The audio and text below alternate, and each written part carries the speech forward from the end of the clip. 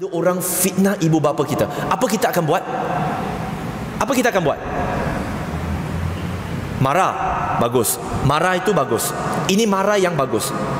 Marah yang Islamik. Baiklah. Selepas marah apa kita buat? Kita kenal orang yang fitnah mak bapa kita. Kita kenal orang yang hina mak bapa kita itu. Apa kita buat? Apa kita buat? Setakat marah je lah, simpan je di hati. Tak kan? Apa kita akan buat? Mesti buat sesuatu. Apa dia? Kita pergi pukul dia. Masya Allah, ganas juga penduduk di sini. Pukul. Kita akan tegur, kita akan perbetulkan. Betul, kita akan buat sesuatu.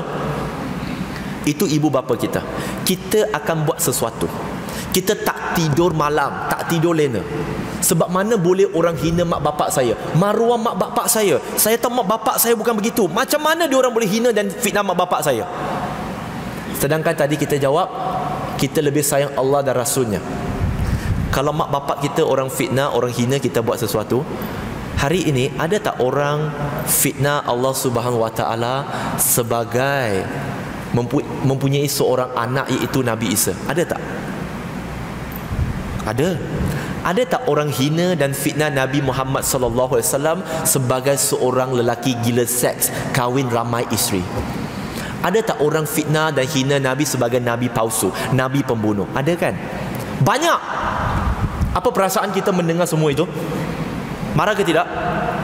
Marah. Apa kita dah buat? Setakat marah sahaja. Tiada tindakan. Mana boleh tuan-tuan dan puan-puan? Kalau ibu bapa kita, kita akan buat sesuatu, pergi tegur. Kenapa untuk Allah dan Rasul kita tak berani nak tegur? Minta maaf kalau saya guna perkataan ini. Sebab kadang-kadang saya rasa kalau saya guna perkataan yang terlalu berlapik, orang tak faham. Kalau ikut perkataan paling sopan, kenapa bila tiba Allah dan Rasul dihina, kita jadi begitu bacul? Ini sopan dah. Kita jadi begitu bacul. Dan Allah Subhanahu Wa Taala bukan suruh kita bunuh orang itu kerana hina Allah. Allah Subhanahu Wa Taala bukan suruh kita pukul orang itu kerana dihina. Tidak. Apa yang Allah suruh kita? Pernah dengar tak perkataan tadi Imam ada baca? Perkataan ini. Qul ya ayyuhal kafirun. Qul. Qul, perkataan qul. Katakanlah, beritahu kepada mereka. Surah Ali Imran, surah ketiga, ayat 64, Allah begitu jelas. Qul ya ahlu kitab. Katakan kepada ahlu kitab. Allah suruh siapa bagi tahu kepada ahlu kitab? Kepada Nabi Muhammad saja ke ataupun juga kepada kita? Kepada kita. Itu perintah ataupun cadangan? Itu bukan perintah. Itu adalah perintah, bukannya cadangan. Adalah perintah. Boleh bayangkan kalau bos kita kata, okey Ahmad, keluar, tolong panggil, bagi tahu kepada Ali suruh masuk.